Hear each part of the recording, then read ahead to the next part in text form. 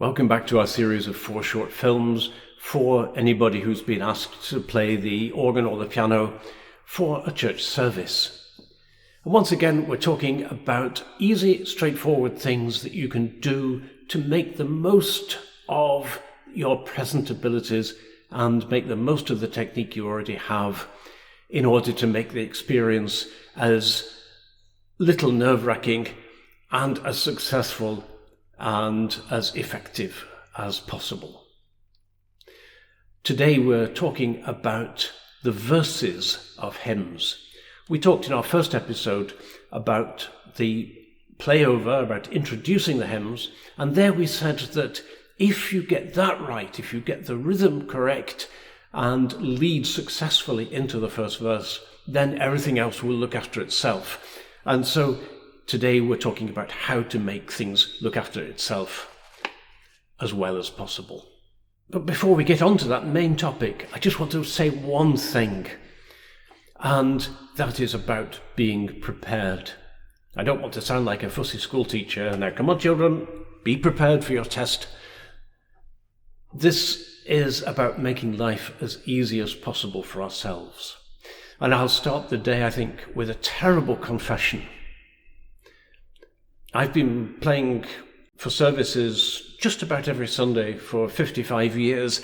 I've been in every possible situation. There's hardly anything nowadays which takes me unawares. And I can cope with just about anything. But nevertheless, if I'm feeling a little bit tired, or I'm playing in an unfamiliar place, or it's going to be a really complicated service, or for any other reason I think that perhaps things are going to get complicated, I copy the hymns. I photocopy them, or in my case I've got them all as PDFs on my computer, so I print out the hymns which I'm going to need. If we're only singing certain verses of a hymn, then I physically cross out the verses we're not singing, so that I've got everything I'm going to need for the service in the right order in front of me, and I don't need to start fishing around in hymn books and finding pages during the service, because it makes life a little bit easier, a little bit simpler. So isn't that a terrible confession? Don't tell Greta, but this is Norway. I think we can spare the odd tree or two, and I don't feel bad about it.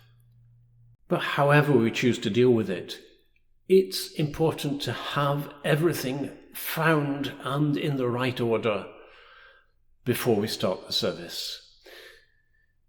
If I'm using a hymn book, then I always make sure that I find the next hymn the minute we've finished the previous one, and don't wait until just before the next hymn to find it.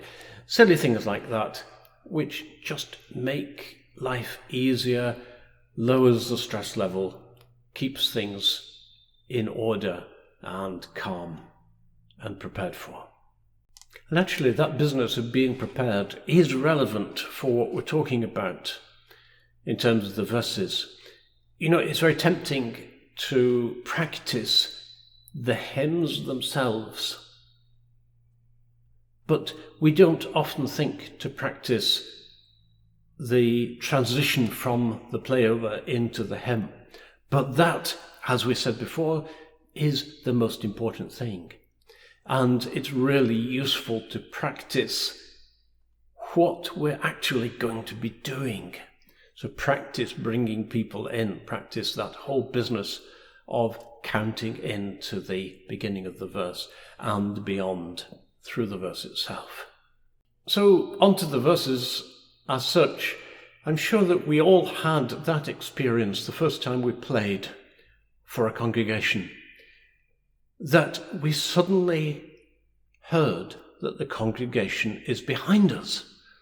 The congregation seems to want to sing more slowly than we're playing, and we wonder why on earth that is.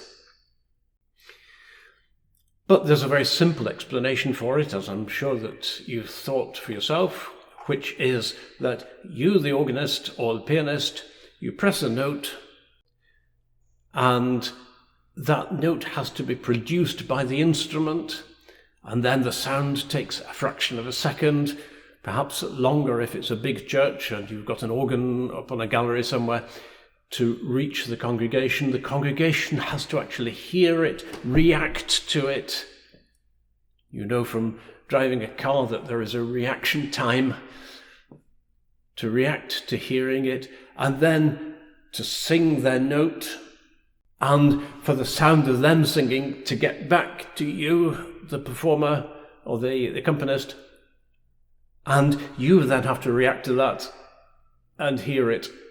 Okay, all of these things happen very, very, very quickly, but together they can actually form a lag of even half a second, and certainly enough to be noticeable and to make it feel as though the congregation is not keeping up with us.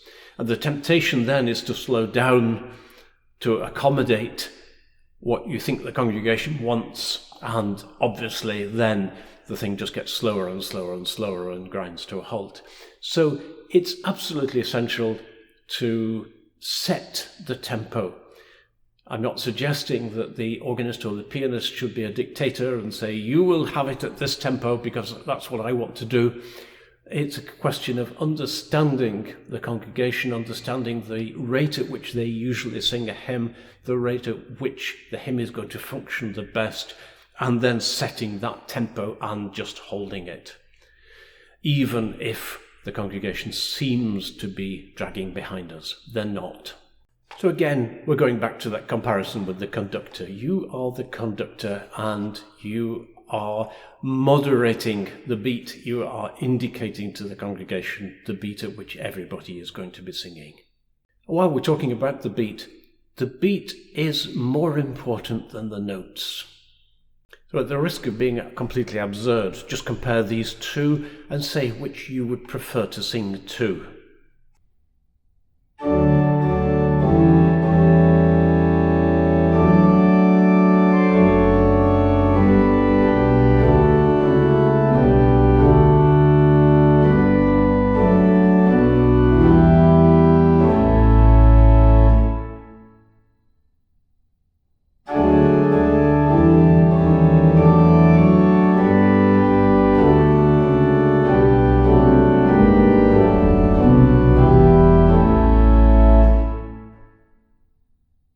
Yeah, okay, I'm exaggerating, but the point is that if the beat is clear, then it's easy to sing to.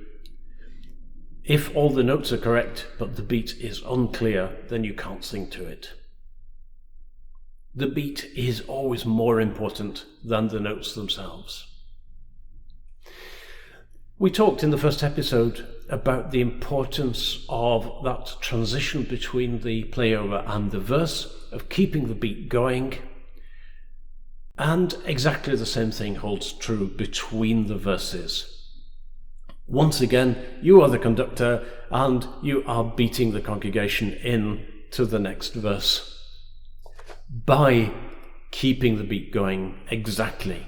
And all the things which we've said of that transition from the playover to the first verse are equally true between every verse. We mustn't slow down at the end of a verse because that will confuse people, it will destroy the beat, and we must keep a even number of beats, or a number of beats which corresponds to the rhythm of the piece itself. And once again, it helps to lift the chord 1.5 beats for the reasons which we said before, 1.5 beats before the congregation needs to come in for the next verse. Obviously, the last verse, we can afford to slow down the tempo if we want to and have a little writ to the final chord. And in the previous episode, we talked about changing stops, and that all that needs to be done within the context of the beat itself, because the beat is the really important thing, to keep that going in a steady way.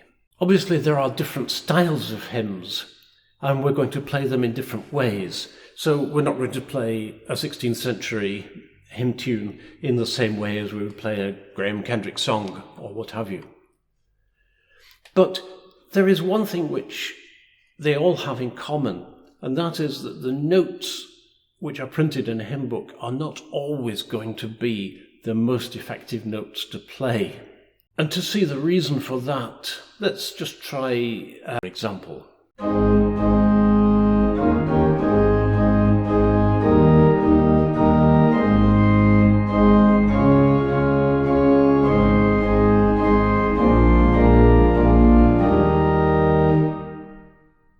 Now, all those repeated notes in the alto, tenor and bass sound lumpy and ineffective when you're accompanying on an organ or a piano.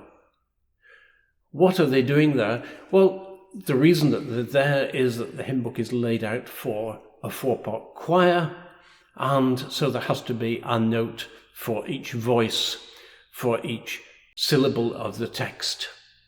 But those are not necessary to play.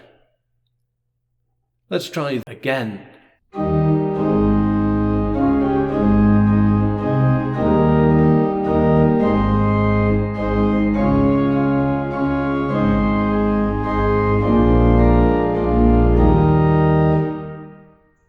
So there the upbeat is much clearer because it's a single note, and we're not muddying it by playing unnecessary numbers of notes. So we can thin it out a little bit and make it more effective, again, as an indicator of the beat. We could talk for hours about the most effective ways of harmonizing and playing a hymn tune, but our time's up. In this episode, we've talked about the music of the verses, and in the next episode, I really want to begin to look at the text and how we respond to the text. So I hope to see you then.